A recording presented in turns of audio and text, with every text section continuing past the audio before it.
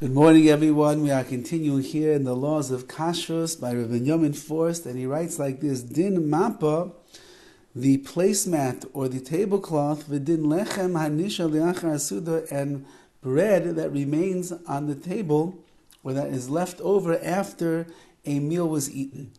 A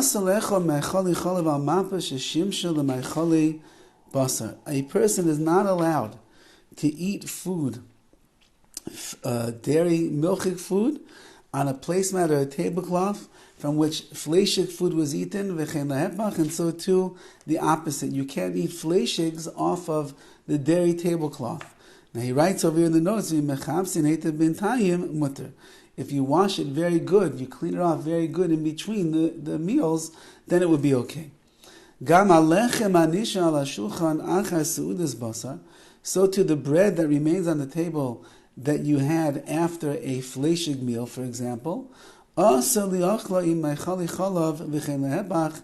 not allowed to eat that with milchigs, and the opposite is true as well. If you're having your fettuccine pasta and your garlic bread or your bread, and it was on the milchig table, and now you want to eat it with the fleshigs, you should not do that. Yesh mi. There are those that say, there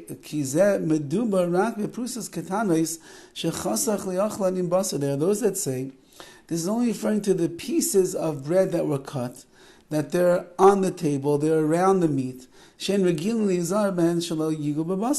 No one's really so particular to make sure that that piece of bread that's near his plate is not going to get touched by some residue of meat, or going to get touched by meat it specifically. And therefore, therefore that's the kind of bread that you would not be able to use for a milchik suda and vice versa. But if you have the whole loaf of bread on the table, and you cut a slice of bread from that whole loaf, people are usually generally pretty careful to make sure that the loaf itself doesn't touch the meat that's on the table.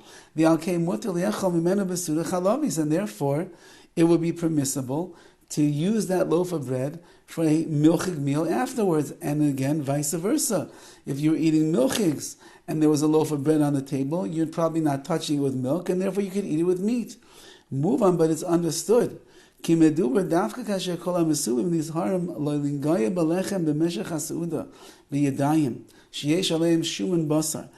only, is applicable if everybody that's sitting at the table is going to be careful not to touch that bread, that loaf of bread on the table, with their hands that have the residue of the oils and the fats of the meat. I mean, if you're eating barbecue ribs and everybody's hands are greasy from the ribs, and then they're reaching over to the loaf of bread and cutting themselves another slice of bread, obviously, in that particular case, you cannot use that loaf of bread for a milchig meal.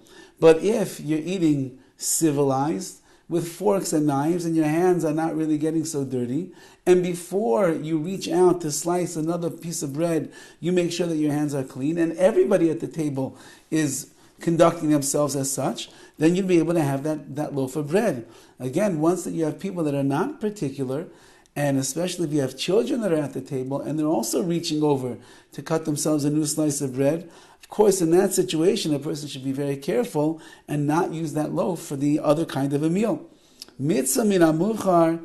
However, the best way to do things, he writes, is lahasir min ashulchan livnei achilas meichal chalav. Remove the loaf of bread that was on the table during fleshigs before you're going to have milchigs.